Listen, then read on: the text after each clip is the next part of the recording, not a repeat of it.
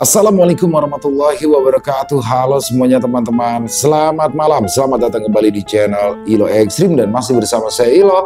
Dimanapun teman-teman berada, semoga teman-teman selalu dalam keadaan sehat walafiat tanpa kekurangan satu apapun. Amin amin ya robbal alamin.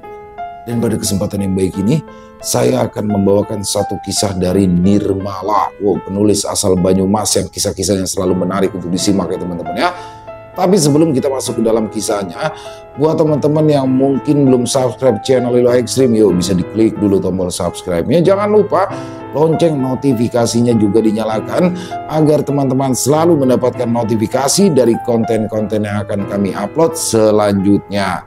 Dan untuk channel Ilo Ekstrim kami upload setiap hari teman-teman, setiap malam jam 7 malam waktu Indonesia bagian Barat. Oke, nggak pakai berlama-lama lagi, pasti udah nggak sabaran kan untuk masuk ke dalam kisahnya. Kita langsung saja masuk ke dalam kisahnya. Bodoh horor. Toko kue brownies Bu Ratna. Namaku Alfiana Saga. Orang-orang biasa memanggilku Alfi. Aku adalah penulis dengan nama pena Sandiakala. Selama 23 tahun hidup, tak pernah terfikir kalau hari-hariku akan dipenuhi hal-hal yang berbau horor. Semuanya bermula dari keanehan di sebuah warung seblak, lalu berlanjut ke rumah kosong milik Pade Janu yang sempat diubah menjadi pabrik triplek. Tapi sejak kematian Ginanjar, pabrik itu berhenti beroperasi dan bangunannya kembali terbengkalai, menyeramkan seperti dulu. Sejak insiden di pabrik triplek dan sakit parah yang kualami setelahnya, ibu melarangku tinggal jauh darinya. Katanya, pola makanku berantakan kalau tidak ada yang mengawasi. Ya, memang aku hanya makan ketika merasa lapar. Bisa sekali sehari, bahkan kadang tidak sama sekali. Apalagi setelah Bang Selo memberiku peringatan keras untuk tidak main-main dengan nyawa, aku jadi lebih sering menuruti ibu. 2 minggu setelah Lebaran, keluargaku berkumpul di rumah. Di rumah kami, suasana Lebaran memang tidak begitu ramai karena ayah harus tetap bekerja di restoran. Barulah 2 minggu setelah Lebaran, ayah mendapat jatah cuti. Hari itu, ayah menyiapkan sepiring mie Hokian spesial lengkap dengan berbagai topping. Aku duduk tenang di meja makan, sementara Mas Andra tampak sibuk dengan ponselnya. Ya, dia adalah kakak kandungku, Alfiandra Devandra. Sama seperti ayah, dia juga tukang masak handal. Dulu, aku pernah bekerja di restoran yang sama dengan mereka. Bedanya, aku di bagian kantor, sementara mereka sibuk berkeringat di dapur. Mas, main HP terus, protesku. Mas Andra akhirnya menaruh ponselnya lalu menatapku. Ada apa? Aku cemberut. Lama gak ketemu, Mas Andra gak pengen ngajak aku ngobrol. Nanti aja habis makan ngobrolnya, sekalian jalan-jalan. Aku menghela nafas, memanyunkan bibir. Ya udah deh, ya. Ayah keluar dari dapur sambil membawa sepiring besar mie Hokian. Asapnya masih mengepul, aromanya langsung memenuhi ruangan. Dia meletakkan piring itu di tengah meja dengan senyuman puas. Mie Hokian spesial buatan ayah siap disajikan. Aku dan Mas Andra langsung mengambil porsi masing-masing. Kuahnya tidak begitu banyak, berwarna coklat dan mengeluarkan aroma harum. Aku mengambil satu suap, meniup sebentar, lalu menyantapnya. Enak banget ya. Ayah tertawa kecil, wajahnya berbinar. Kalau kamu bilang enak, itu artinya beneran enak. Mas Andra hanya mengangguk sambil terus makan, tapi jelas terlihat ia menikmatinya. Ibu keluar dari dapur sambil tersenyum. Di tangannya ada sebuah kotak. Alfi, ibu bawain yang kamu suka. Aku langsung mengenali kotak itu. Ya, brownies, salah satu makanan favoritku. Wah, brownies, makasih ya Bu. Kami menyelesaikan mie Hokian buatan ayah terlebih dahulu. Setelah piring-piring kosong, ibu membuka kotak brownies itu. Aku sudah bersiap mengambil potongan pertama, tapi tiba-tiba tanganku terhenti, mataku membelalak. Brownies yang seharusnya coklat pekat itu dipenuhi bercak putih kehijauan jamur. Ya, hampir seluruh permukaannya ditutupi bulu-bulu halus. Aku menoleh pada ibu. Bu, ini kenapa jamuran ya? Senyum ibu perlahan hilang. Wajahnya tampak bingung sama terkejutnya denganku. Padahal baru tadi pagi ibu beli di toko. Ayah dan Mas Andra ikut mendekat, menatap brownies yang seharusnya jadi penutup manis, tapi malah berubah jadi pemandangan aneh dan tidak masuk akal. Ayah menggeser kotak brownies itu ke hadapannya. Dia menunduk, mengendus pelan, alisnya langsung berkerut. Baunya apek, padahal brownies nggak mungkin secepat ini jamuran. Tangannya meraih label di sisi kotak. Ia membaca pelan tanggal produksi yang tertera di sana, lalu menatap kami dengan wajah yang heran. Ini baru dibuat 2 hari yang lalu. Harusnya masih bagus, bahkan masih layak memakan seminggu lagi. Aku menelan ludah, pandanganku bergantian ke brownies jamuran itu dan ke wajah ayah. Ya, rasanya tidak masuk akal. Ibu menutup mulut dengan tangannya, jelas terlihat bingung. Gak mungkin, tadi pagi masih bagus banget waktu ibu beli, masih hangat malahan. Mas Andra mencondongkan badan, menatap brownies itu lekat-lekat, lalu bergumam lirih. Kalau pakai bahan jelek sekalipun, harusnya masih bisa dimakan. Mas Andra menghela nafas panjang, lalu menutup kotak brownies itu dengan ekspresi kesal. Udah, jangan dipikirin, bisa jadi ini cuma kebetulan. Dia menoleh padaku, lalu tersenyum tipis. Ayo, Al, jalan-jalan sebentar di luar, biar seger kepalanya. Aku mendengus, menyandarkan dagu di telapak tangan. Mas, aku banyak deadline, belum nulis apa-apa hari ini. Tanpa menunggu jawaban lebih lanjut, Mas Andra berdiri, meraih pergelangan tanganku dan menarikku bangkit. Deadline. Kalau bikin kamu sakit lagi, mending berhenti sekalian. Kalau si Bang Jai itu terus-terusan maksa kamu, biar aku yang kejar dia sampai dapat. Aku hampir tertawa mendengar ucapannya.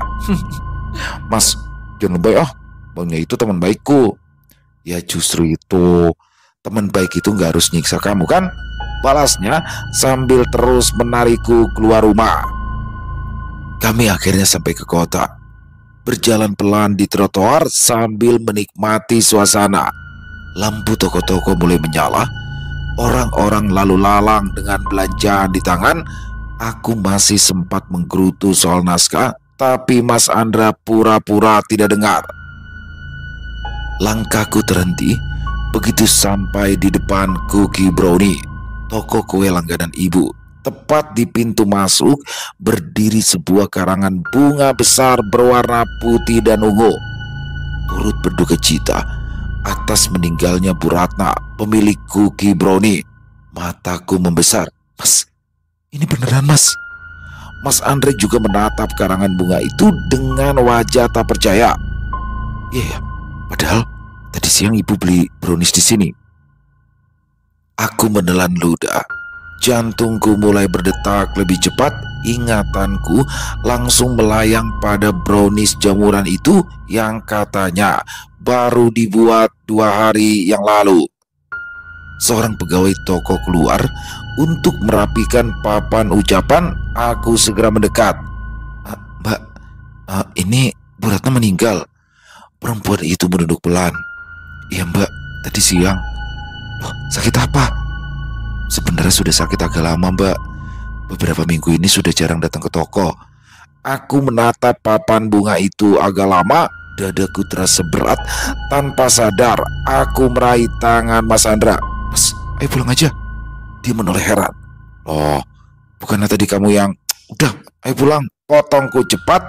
Mas Andra menghela nafas lalu mengangguk. Ayo udah, ayo. Kami berbalik meninggalkan toko itu.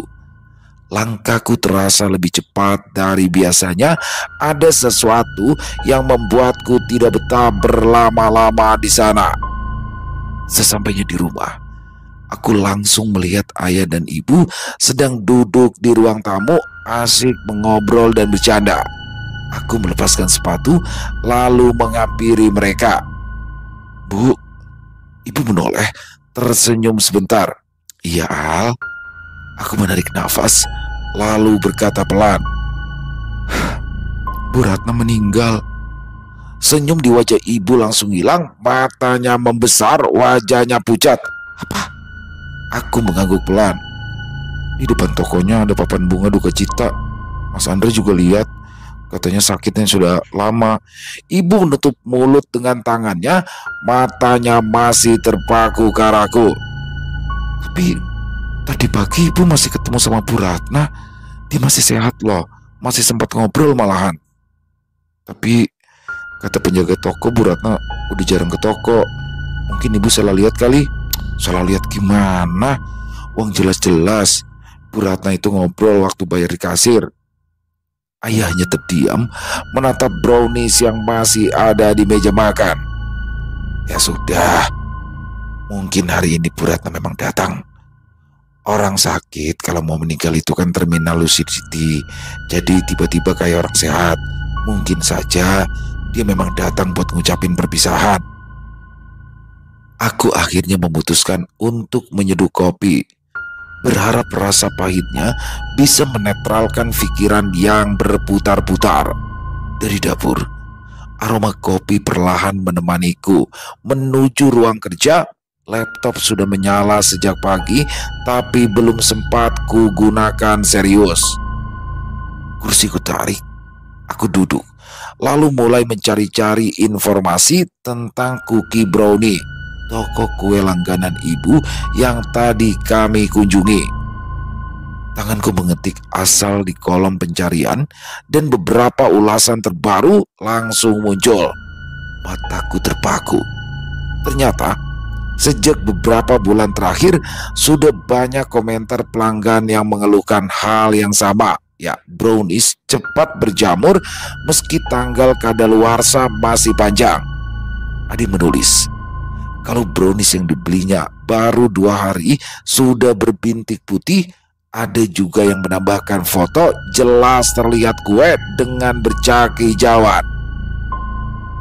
Aku menggulir lebih jauh ke bawah. Semakin banyak yang menulis hal serupa, bahkan ada yang sampai sakit perut setelah memakan sepotong. Tapi aneh, tidak ada tindak lanjut resmi dari pihak toko selain jawaban singkat, akan kami periksa. Aku menghela nafas panjang, menatap layar lekat-lekat. Aneh. Aku bersandar di kursi, menatap layar yang menampilkan sederet ulasan buruk. Pikiranku melayang jauh. 2 tahun yang lalu, Cookie Brownie adalah toko kue yang paling sulit ditembus. Untuk sekedar membeli kue lebaran, ibu harus rela melakukan pre-order 3 bulan sebelumnya. Toko itu selalu ramai, antrean yang mengular, dan bahkan banyak orang luar kota sengaja datang hanya untuk membawa pulang sekotak brownies. Aku masih ingat betul bagaimana ibu tersenyum lebar saat berhasil membawa pulang brownies pesanannya. Brownies itu selalu jadi rebutan di meja makan, manis, lembut, dan punya aroma coklat yang khas. Rasanya seperti ada perasaan lebaran belum lengkap tanpa brownies Bu Ratna. Dan sekarang toko itu sepi, reputasinya hancur, pemiliknya meninggal, bahkan produk andalannya berubah jadi bahan keluhan. Aku mengerutkan kening, mengetuk meja pelan. Kenapa bisa sejatuh ini ya? Aku melangkah keluar. Udara sore masih menyisakan sedikit gerah. Ayah duduk di teras dengan rokok yang sudah padam di tangannya, hanya dipegang tanpa dinyalakan. Aku ikut duduk di kursi sebelahnya. Ayah, aku mau tanya deh. Ayah menoleh sebentar, lalu mengangkat alis. Tanya apa? Menurut ayah, apa sih yang bikin usaha kuliner itu bisa jatuh? Maksudku, bener-bener jatuh, padahal dulunya rame banget. Ayah terdiam sejenak. Wajahnya tenang, lalu menjawab dengan nada santai. Yang pertama, kalau pemiliknya mulai serakah, ambil margin besar, bahan gak sesuai standar, penyimpanan sembarangan, kualitas pasti turun dan pelanggan kabur. Aku mengangguk, ya masuk akal. Kedua, kalau pemiliknya meninggal dan usaha itu ganti kepemilikan, belum tentu orang baru bisa menjaga rasa yang sama. Apalagi kalau niatnya cuma nerusin tanpa ngerti esensi dari produk itu sendiri. Aku menggigit bibir, merasa kata-kata ayah seperti menancap tepat ke pikiranku. Kenapa? Kok tiba-tiba nanya gitu toh, Al? Enggak ya, aku lagi kepikiran cookie brownie. Kalau poin pertama yang ayah bilang itu benar, berarti pemilik cookie brownie orang bodoh ya. Mereka kayak sengaja ngancurin usahanya sendiri. Ayah terkekeh tipis. Bodoh, bisa ya, bisa juga bukan, Al. Kadang orang gak sadar kalau keserakahan itu bikin mereka buta. Mereka pikir dengan hemat bahan bisa untung lebih gede, padahal sekali pelanggan kecewa, selesai. Aku terdiam menatap lantai teras. Kata-kata ayah menusuk, tetapi ada sesuatu yang aneh di benakku. Cookie brownie bukan usaha baru, dan Bu Ratna selama ini dikenal teliti dan tidak main-main soal kualitas. Ayah mengibaskan tangannya seolah menyudahi topik. Ya kalau sampai makanan jamuran gitu, ada yang salah di dalamnya. Entah sistem, entah orangnya. Aku menggigit bibir, mencoba menimbang-nimbang. Tapi ya, ibu masih ketemu sama Bu Ratna tadi pagi. Sekarang katanya Bu Ratna udah meninggal. Kok aneh banget ya? Ayah menoleh dengan pandangan datar, tapi sorot matanya terasa dalam. Ya kalau itu, berarti masalahnya bukan cuma di dapur. Ayah menyandarkan punggungnya ke kursi, lalu menatapku sambil menghela nafas panjang. Al, kamu tahu nggak, kenapa makanan yang dibuat sama orang sakit itu lebih gampang rusak? Aku menggeleng pelan. Karena tubuh manusia itu ngaruh, terutama kalau lagi sakit. Suhu tubuh berubah, keringat lebih banyak, kadang orang nggak sadar jadi kurang jaga kebersihan. Apalagi kalau yang masak lagi nggak fit, sentuhan kecil aja bisa bikin adonan cepat basi. Nah, kalau urusan kue, perbedaan sekecil itu fatal. Kalau nggak teliti, jamur gampang muncul meski tanggal kadaluarsa masih jauh. Aku menyimak, mencoba mencerna penjelasannya. Ya logis memang, tapi ada sesuatu yang tetap terasa janggal. Berarti kalau Bu Ratna sakit, masuk akal. Ya kalau kue terakhirnya banyak yang rusak ya. Ayah mengangguk pelan. Ya itu kemungkinan paling wajar. Kalau dia maksa kerja, padahal kondisinya tidak memungkinkan, ya hasilnya pasti berantakan. Kadang pelanggan cuma lihat barang jadi, tapi tidak tahu proses dibaliknya. Aku bersedekap, masih merasa ada yang mengganjal. Rasanya terlalu kebetulan. Pemilik toko sakit, kue-kue mulai rusak, reputasi jatuh, lalu pemiliknya meninggal tiba-tiba. Aku kembali masuk ke ruang kerja. Setelah basa-basi sebentar dengan ayah, suasana kamar terasa lebih tenang. Aku duduk di depan komputer, jemariku sudah bersiap untuk melanjutkan menulis. Namun, ucapan ayah tadi masih terngiang jelas di telinga. Jangan pernah nulis ulasan buruk sembarangan hal, apalagi soal makanan. Kita ini keluarga koki. Kita tahu betapa sulitnya menjaga nama baik di dapur. Kalau gak suka, bilang langsung ke pemiliknya. Jangan main hancurin usaha orang dengan kata-kata. Sekali nama tercoreng, susah dipulihkan. Aku terdiam, menatap layar kosong. Entah kenapa ucapan itu menusuk. Ya, aku memang belum berniat menulis ulasan apapun, tapi rasanya seperti peringatan yang lebih dalam dari sekedar etika komplain. Tanganku akhirnya bergerak di atas keyboard, mencoba kembali tenggelam dalam naskah yang menunggu dilanjutkan. Tapi pikiran soal cookie brownie dan pesan ayah masih belum bisa kulepaskan sepenuhnya. Aku sedang asyik mengetik. Kalimat demi kalimat mengalir. Tiba-tiba hidungku menangkap sesuatu yang familiar. Aroma manis, lembut, bercampur sedikit pahit khas coklat panggang, dan jelas-jelas ada wangi kacang almond. Aku sampai terhenti mengetik, yaitu aroma brownies almond kesukaanku. Aku mengangkat kepala, menoleh ke sekeliling ruang kerja. Meja bersih, tak ada makanan, gelas kopi pun sudah kosong. Jantungku mulai berdegup cepat. Dari mana? Perasaan aneh mendorongku berdiri. Aku keluar kamar, berjalan pelan menyusuri lorong rumah. Aroma itu masih kuat, seolah memancingku. Tapi saat aku tiba di ruang tengah, tak ada apa-apa. Dapur itu kosong, meja makan bersih tanpa jejak kue. Ayah yang sedang duduk membaca koran mendongak, melihatku mondar-mandir dengan wajah bingung. "Al, kamu kenapa? Hah? Nyari apa?"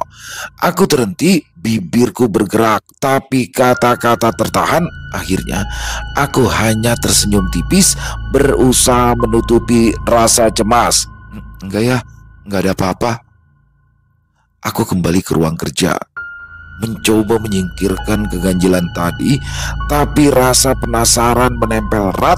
Akhirnya aku membuka ponsel dan membuka media sosial. Timeline penuh dengan ucapan bela sungkawa. Lalu mataku berhenti pada sebuah story dari akun resmi Cookie Brownie. Story itu sederhana, hanya foto hitam putih Pak Rudi, pemilik toko, berdiri di samping sebuah peti jenazah. Wajahnya kusut, matanya sembab. Jelas sekali dia baru menangis. Aku menatap layar cukup lama. Rasanya aneh. Tadi ibu bilang masih sempat melihat Bu Ratna pagi ini segar bugar seperti biasa. Tapi sekarang foto ini jadi saksi bahwa Bu Ratna sangat kurus. Tanganku bergetar saat menggulir layar. Aku menggigit bibir. Ada perasaan dingin merayap di tengkuk. Kalau gini, siapa yang sebenarnya ibu lihat tadi pagi? Baru saja aku menutup story itu, layar ponselku kembali dipenuhi notifikasi. Grup teman, forum kuliner, bahkan beranda sosial mediaku dibanjiri berita yang sama. Breaking news, cookie brownies kebakaran. Aku tertegun. Foto-foto mulai bermunculan. Api membumbung dari bangunan toko. Asap hitam pekat membumbung ke langit. Mobil pemadam tampak berjejer di depan. Sirinenya masih meraung. Ada juga video singkat. Seseorang merekam dari seberang jalan. Kaca depan pecah. Kobaran api menjilat rak dan etalase yang dulu dipenuhi kue. Tanganku refleks menutup mulut. Belum 24 jam Bu Ratna dikabarkan meninggal. Sekarang tokonya ikut lenyap di lahap api. Ponselku terus bergetar. Notifikasi tak henti masuk. Headline di sosial mediaku jelas. Semua orang membicarakan kebakaran ini. Ada yang berduka, ada yang curiga, bahkan ada yang berspekulasi kalau ini ulah seseorang. Aku duduk membeku di kursi, jantungku berdetak kencang. Tadi aku mencium aroma brownies. Kenapa sekarang justru tokonya yang terbakar? Jam sudah menunjukkan pukul 1 dini hari. Mataku terasa berat, tubuh pun mulai letih. Aku menutup laptop, merapikan sedikit meja kerja, lalu berjalan ke kamar. Begitu kepalaku menempel di bantal, aku langsung terlelap. Dalam tidurku, mimpi itu datang begitu nyata. Aku berada di dalam sebuah ruangan yang terang benderang, dindingnya berwarna putih dipadukan dengan kayu coklat muda. Rak-rak kue tersusun rapi, pencahayaan hangat membuat ruangan tampak estetik, jauh berbeda dari cookie brownie yang selama ini kau kenal. Di tengah bangunan itu, aku melihat Bu Ratna. Dia duduk di kursi, wajahnya tertutup air mata, tangannya gemetar seolah memeluk sesuatu yang tak kasat mata. Bu Ratna?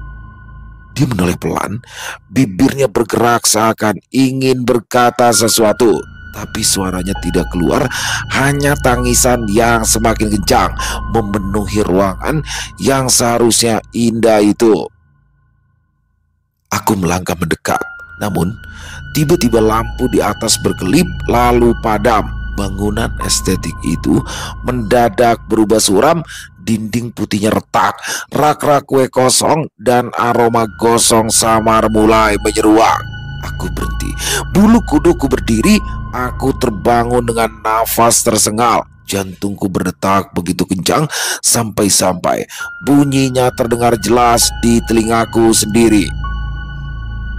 Aku duduk, memegang dada, mencoba menenangkan diri. Tapi kemudian hidungku menangkap sesuatu, ya lagi-lagi aroma itu.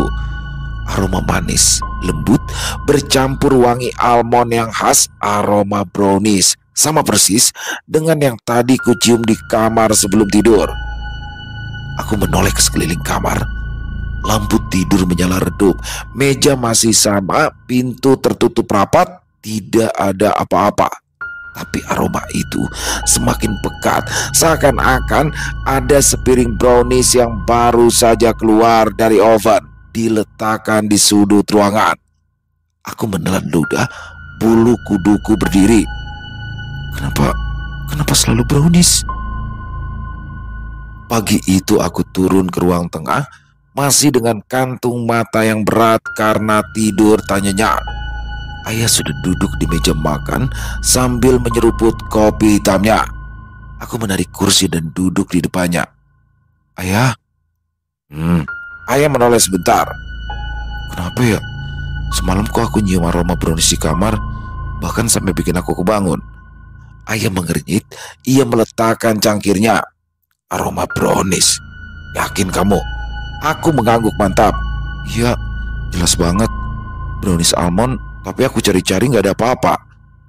Ayah terdiam sejenak, lalu tersenyum tipis. Mungkin itu karena kamu lagi kepengen brownies. Jadi otakmu mainin indera penciumanmu, Al. Kayak orang lapar. Kadang bisa ngerasa nyium aroma makanan, padahal gak ada.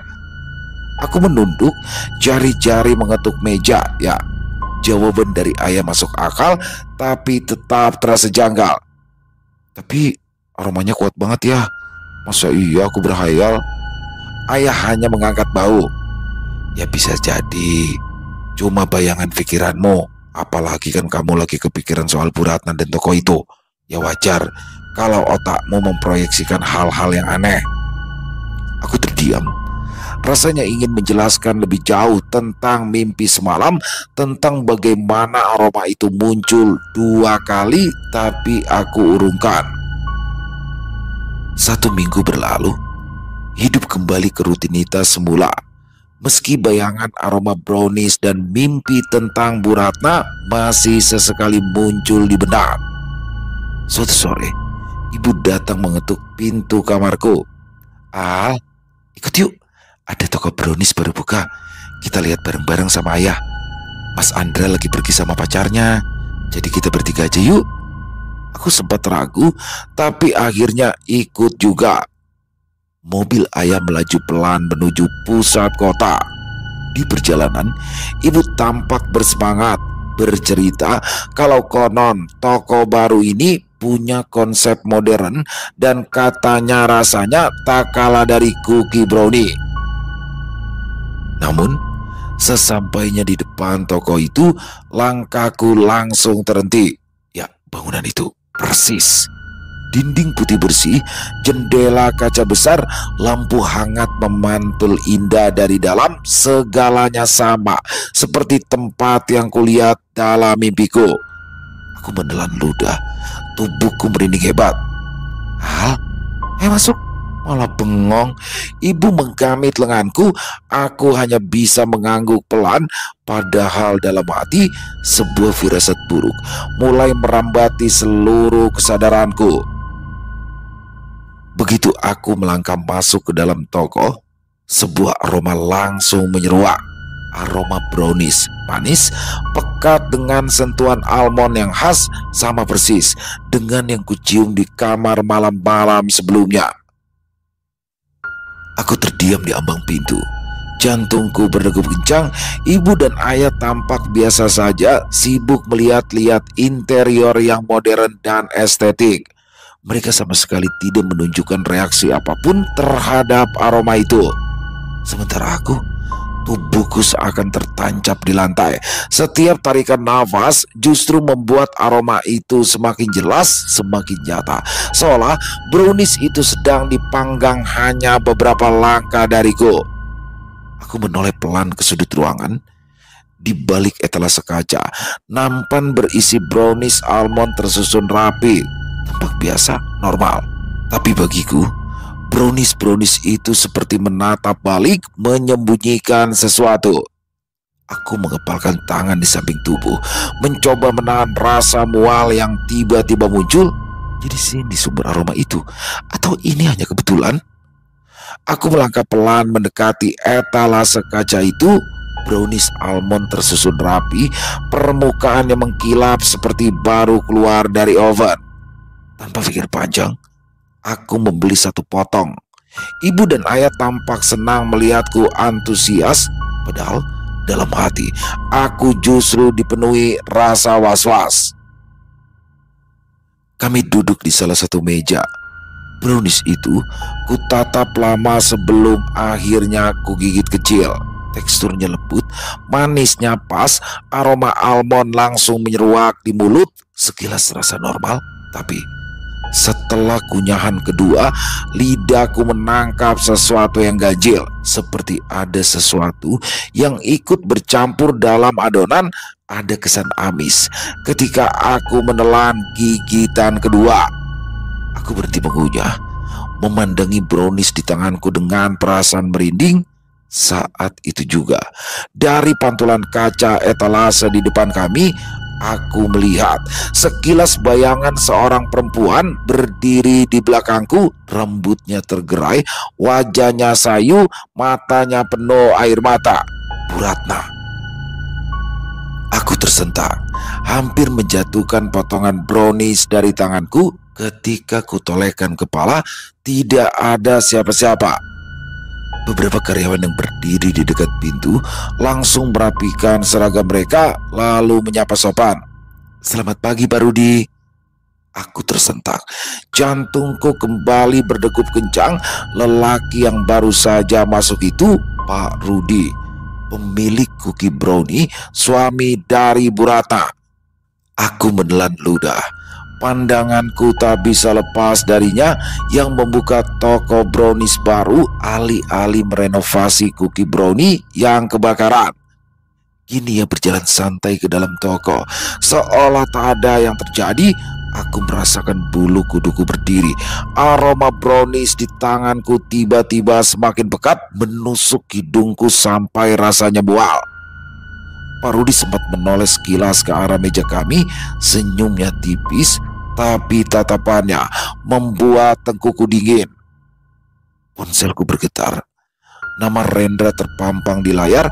Aku sempat ragu mengangkat, tapi akhirnya aku tempelkan ke telinga. Suaranya terdengar tegas, agak tergesa. "Kala, keluar dari situ sekarang." Aku mengerutkan dahi. "Emangnya lo tahu gue di mana?" "Gua nggak tahu lo di mana. Yang jelas keluar sekarang juga." Aku terdiam. Jantungku yang sedari tadi sudah tak karuan makin kacau. Renda memang punya firasat yang aneh dan biasanya itu benar. Aku mengangguk pelan meski dia tak bisa melihat. Ya udah, gua pulang sekarang. Begitu sambungan telepon terputus, aku menoleh pada ayah dan ibu. Maaf, aku harus lanjut kerja. Kita pulang sekarang, ibu. Mereka tampak heran, terutama ibu yang masih melihat-lihat etalase kue, namun ayah mengangguk paham. Ya wes kalau gitu ayo, nanti kita mampir lagi kapan-kapan. Aku tersenyum tipis, berusaha menutupi kegelisahan. Begitu mobil berhenti di depan rumah, perutku terasa mual bercampur nyeri, sesak mulai menekan dada, membuat langkahku limbung saat masuk ke dalam. Ibu buru-buru mendekat, dia panik melihat wajahku yang pucat. Aku segera menenggak Sucralfate, obat andalanku ketika asam lambung mulai berubah. Biasanya beberapa menit saja sudah ada efeknya, perut terasa lega, sesak perlahan reda, tapi kali ini berbeda. Obat itu seperti air biasa, tidak memberikan perubahan apa-apa. Aku duduk terkulai di kursi ruang tamu, nafasku tersengal, tangan kiriku sedikit bergetar ketika meraih segelas air. Ibu menatapku khawatir. Al, kok belum baikan sih? Kita ke dokter aja yuk. Nggak usah bu, nggak apa-apa. Aku cuma pengen tidur aja. Dadaku makin berat, seperti ada sesuatu yang menekan dari dalam. Aku menyeret tubuhku menuju kamar. Langkahku terasa berat, dada makin sesak. Begitu masuk, aku langsung mengunci pintu dan menjatuhkan diri ke ranjang. Rasanya aneh, seperti setengah sadar. Mataku terbuka, tapi pandanganku buram. Aku bisa merasakan kasur di bawah tubuhku, tapi sekaligus seperti melayang di ruang lain. Di tengah kabur, antara sadar dan tidak itu, terdengar suara lirih, suara seorang wanita. Tolong. Aku menahan nafas. Suara itu pelan tapi jelas, ya dekat sekali di telingaku. Tolong. Tolong aku. Suara itu berulang, lirih, namun penuh rasa putus asa. Bulu kuduku berdiri. Aku mencoba menggerakkan bibir, ingin membaca doa, tapi lidahku seperti keluh. Suaranya makin keras. Alfi, tolong aku. Dengan sisa tenaga, aku memaksa kepalaku menoleh ke arah sumber suara itu. Di sana, tepat di sudut kamar, berdiri sosok Bu Ratna. Wajahnya pucat pasi, rambutnya tergerai, pakaian yang dikenakan sama persis seperti terakhir kali aku melihatnya di foto. Tolong. Aku ingin berteriak, tapi suaraku tertahan di tenggorokan. Badanku masih kaku, hanya mataku yang bisa bergerak menatap sosok itu. Bu Ratna maju selangkah, tubuhnya seperti melayang, bukan berjalan. Aku bisa mencium samar aroma brownies almond, aroma yang terus menghantui beberapa hari terakhir ini. Alfi. Gelap. Aku tidak tahu berapa lama aku tak sadarkan diri. Saat membuka mata, pandanganku buram. Perlahan, bayangan dua orang muncul, dan ketika fokusku kembali, ternyata ayah dan Mas Andra sedang berdiri di sisi ranjang. Wajah mereka tidak cemas, justru penuh kesal. Al, kalau lagi sakit tuh jangan kunci kamar toh. Untung tadi ada ayah sama Mas Andra yang bisa dobrak pintu. Kalau enggak, itu bikin repot. Aku menelan ludah. Masih terasa mual, tapi lidahku keluh. Aku hanya bisa mengangguk kecil merasa bersalah. Mas Andra menyilangkan tangan di dada. Serius Devi, kamu tuh kalau lagi gak enak badan bilang. Jangan malah bikin drama ngurung diri. Ibu panik, tahu nggak? Aku mencoba tersenyum, meski wajahku masih pucat. Aku nggak pingsan kok. Ya, Mas, aku cuma tidur pules. Ayah mengangkat alis, jelas ia tidak percaya. Tidur pula sampai gitu. Pintu digedor-gedor masa yang gak bangun. Aku berusaha terkekeh walau terdengar hambar. Ya mungkin terlalu capek, jadi bablas tidurnya. Mas Andra mendengus sambil menggeleng. Alasan. Tidur pulas tapi wajahmu kayak orang habis diceburin sumur. Tadi pas aku dobrak pintu, kamu itu gak ada reaksi sama sekali, Vi. Itu bukan tidur. Aku pura-pura menutup mata lagi, ingin menghindari tatapan mereka. Aku baik-baik aja, serius deh. Besok juga udah seger lagi. Ayah menarik nafas panjang, lalu berjalan keluar kamar. Mas Andra masih menatapku beberapa detik sebelum akhirnya ikut pergi, meninggalkan pintu yang kini rusak karena didobrak. Malam itu, saat makan malam, suasana yang semula tenang berubah jadi berat. Ayah meletakkan sendoknya dengan pelan, lalu menatapku lurus. Alfi, berhenti menulis. Aku tersentak. Apa ya? Sejak kamu jadi penulis, kesehatanmu itu tidak pernah stabil. Berkali-kali drop, pingsan, sakit aneh. Itu bukan sekedar kecapean. Ayah gak mau lihat kamu makin hancur. Aku menunduk, mencoba mencari alasan. Aku masih punya kontrak sama Bang Jaya. Aku janji habis itu aku bisa istirahat. Ayah langsung menggeleng, wajahnya keras. Tidak. Bahkan kalau harus ada denda, biar ayah yang bayar. Kamu berhenti hari ini juga, titik. Suapan nasi yang tadi masih tersisa di mulutku terasa hambar. Aku ingin membantah, tapi tatapan ayah tajam seolah tak ada ruang untuk negosiasi. Ibu menatapku penuh iba, tapi tidak ikut campur. Mas Andra menunduk, sibuk dengan makanannya, jelas memilih diam daripada memperkeruh suasana. Aku menghela nafas, tenggorokanku tercekat, rasanya ingin mengatakan kalau menulis bukan sekedar bekerja tapi juga hidupku, namun lidahku geluh. Setelah makan malam, aku masuk ke kamar dengan kepala penuh beban. Duduk di kursi kerja, aku menatap layar komputer yang masih terbuka. Niatku sederhana, menulis surat pengunduran diri untuk Bang Jai. Setidaknya itu bisa jadi bukti kalau aku menuruti keinginan ayah. Namun, saat jemariku baru menyentuh keyboard, sesuatu dalam tubuhku bergejolak. Dada terasa sesak, tangan gemetar, dan mataku terbuka lebar. Tapi kendali atas tubuhku hilang. Aku masih sadar, tapi bukan aku yang menggerakkan tubuh ini.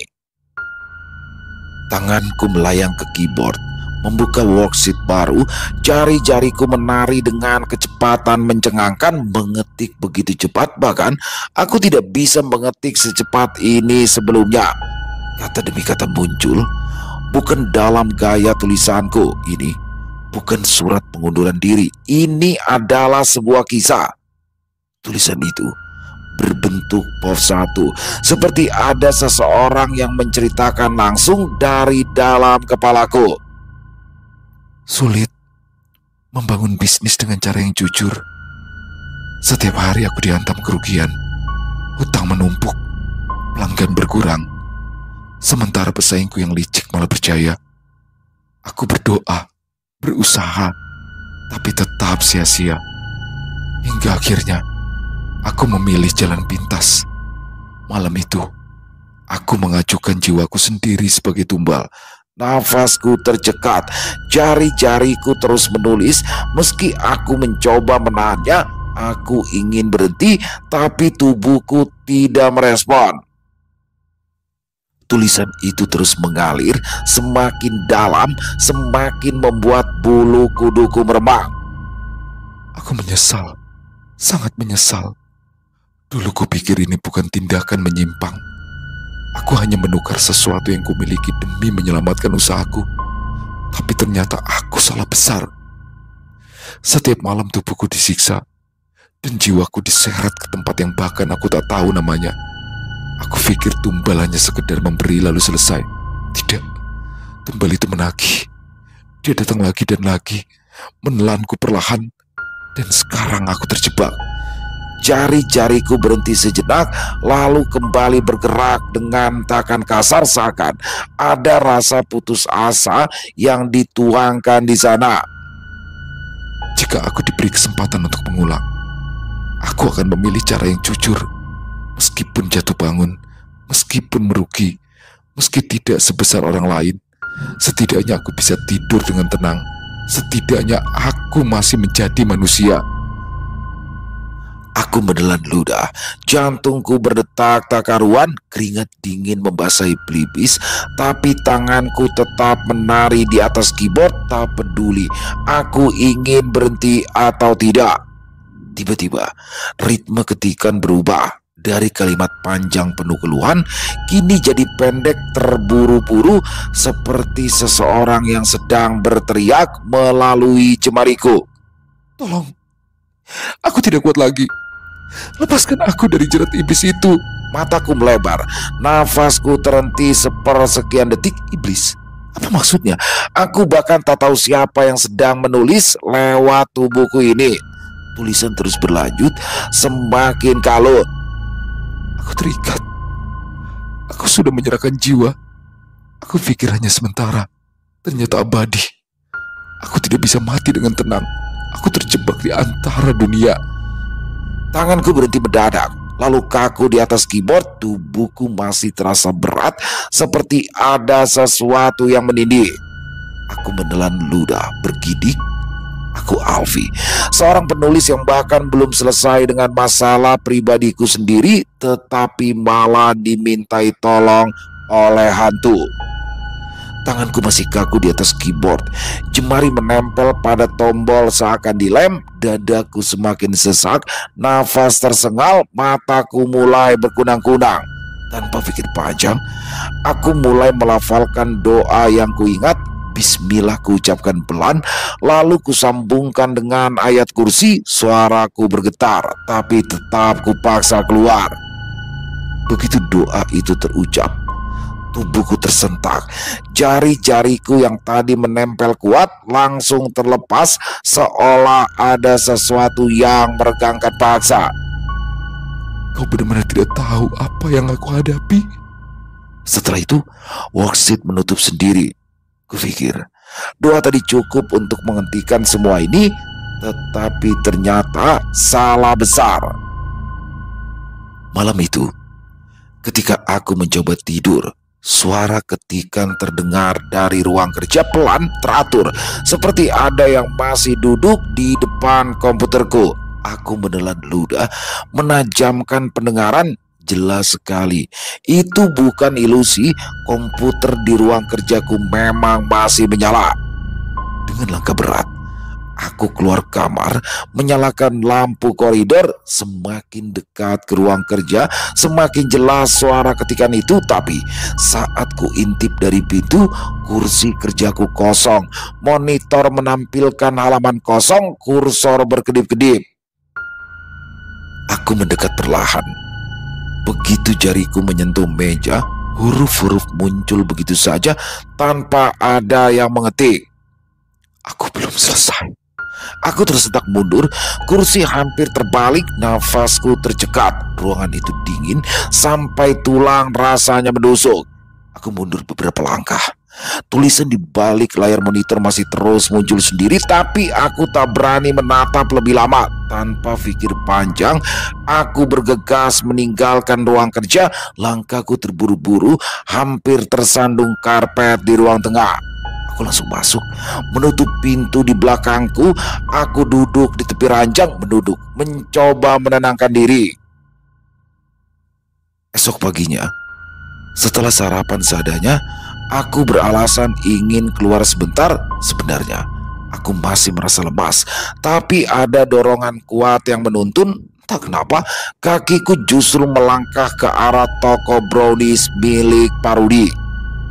Bangunannya masih sama dengan terakhir yang kulihat, baru estetik, dengan kaca besar dan logo mengkilap di depan pintu.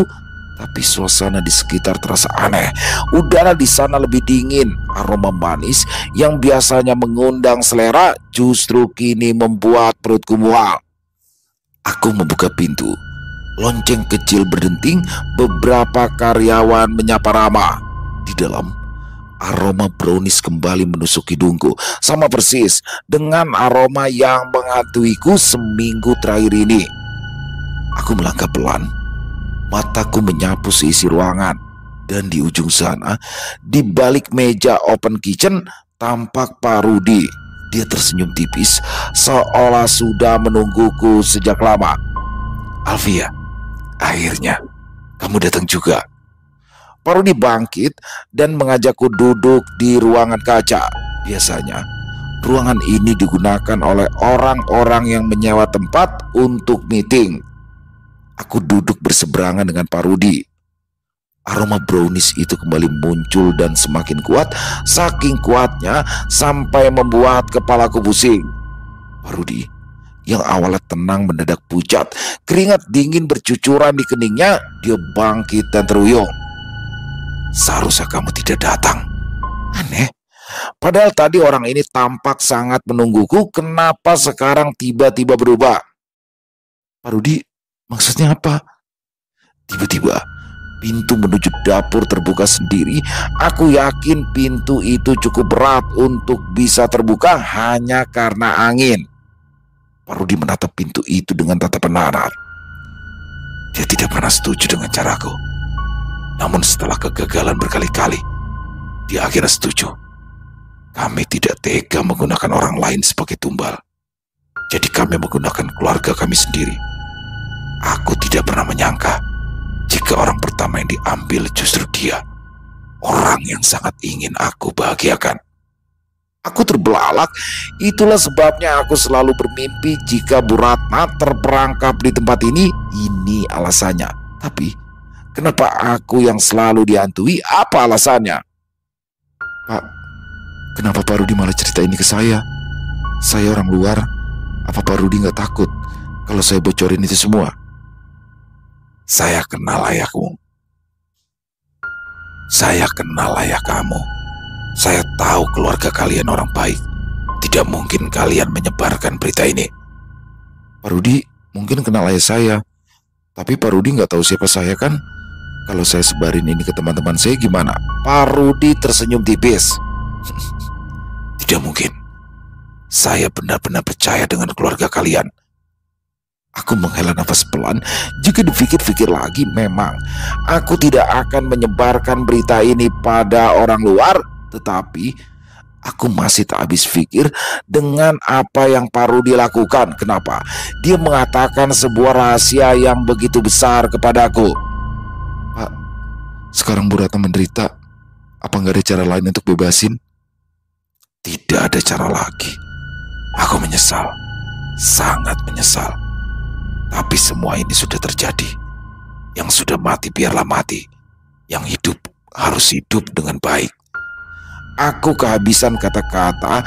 Aku sendiri tidak tahu apakah dia benar-benar menyesal atau tidak. Yang jelas, aku tidak boleh masuk ke dalam masalah ini terlalu dalam. Jika tidak, ini akan membawaku ke dalam masalah yang semakin rumit. Aku menatap Pak Rudi dalam. "Pak, kalau begitu, saya harap Bu Ratna tidak lagi mengganggu saya. Saya permisi." Aku segera mengambil tas dan berbalik berjalan keluar dari ruangan kaca. Namun, sebelum aku melangkah lebih jauh, aku mendengar suara gubrak dari dalam ruang kaca. Aku berhenti dan berbalik. Nafasku tercekat ketika melihat Pak Rudi tersungkur di lantai. Tubuhnya kejang dan mulutnya mengeluarkan darah. "Tolong!" Beberapa karyawan toko brownies Pak Rudi bergegas datang menolong. Ambulans segera dipanggil dan aku segera pulang ke rumah. Sejak kejadian itu, aku tidak lagi mencium aroma brownies almond dan Bu Ratna tidak lagi datang ke dalam mimpiku. Dan sejak saat itu pula, aku berhenti menulis. Selesai. Oh, luar biasa kisah dari Nirmala. Waduh, Bu Ratna ngeri banget ya. Ternyata suami Bu Ratna nih pelakunya. Tapi di sini saya agak tertarik nih untuk membahas tadi kata-kata dari ayahnya atau dari bapaknya Alfi ya, Alfiana Saga. Nah, saya suka nih, dan ini jadi pengetahuan baru ya, ketika dia bilang, kenapa sih masakan yang dibuat oleh orang sakit itu lebih cepat basi? Nah, itu penjelasannya logis tuh, walaupun sebenarnya di sini dia mencoba melawan ketidaklogisannya gitu. Jadi istrinya bertemu dengan Bu Ratna, padahal Bu Ratna siang harinya meninggal tuh. Nah, ini beneran Bu Ratna apa bukan? Tapi dia mencoba melawan ketidaklogisannya, dan dia bilang salah satunya kenapa masakan yang dibuat oleh orang sakit itu lebih cepat basi, karena ada bakteri-bakteri yang tercampur. Orang sakit itu biasanya berkeringat, entah setetes 2 tetes atau percikan keringatnya itu masuk, itu jadi masuk akal ya. Dan juga mungkin cara ngaduknya nggak benar ketika sakit, konsentrasinya buyar, apalagi untuk memasak kue. Salah sedikit aja, wah udah pasti berubah banget tuh ya, beda lah dengan masak sehari-hari, masak sayur, masak apa. Tapi kalau bikin kue, apalagi kue ini untuk didagangkan dan juga kuenya jenis brownies, wah pasti. Yang mana di sini pasti akan sangat berpengaruh. Wah, brownies salah satu kue kesukaan saya juga tuh. Overall kisahnya keren, pakai banget. Terima kasih Nirmala, kisah yang nggak bisa ditebak ya. Ditunggu lagi untuk karya-karya selanjutnya, dan semoga kisah barusan bisa menghibur teman-teman semua para pecinta penikmat horor misteri. Buat teman-teman yang mungkin punya komentar lain, silahkan bisa menuliskan di dalam kolom komentar ataupun hanya sekedar saling menyapa. Insya Allah kami akan menjawab satu persatu. Buat teman-teman yang suka dengan videonya, bisa diklik tombol like dan tombol jempolnya, boleh juga dong dibantu di share ya link videonya ini ke teman-teman yang lain agar juga ikut merasa terhibur. Di akhir kata, saya Ilo mengucapkan permohonan maaf apabila mungkin dalam pembawaan kisahnya barusan ada kata-kata saya yang salah ataupun ada kata-kata saya mungkin yang kurang berkenan. Saya mohon dibukakan pintu maaf yang seluas-luasnya. Sampai berjumpa lagi di konten-konten kami selanjutnya yang pasti tidak kalah ngerinya, pasti tidak kalah seramnya. Masih bersama saya Ilo di channel Ilo Ekstrim. Salam sehat, sukses selalu untuk kita semua. Wassalamualaikum warahmatullahi wabarakatuh.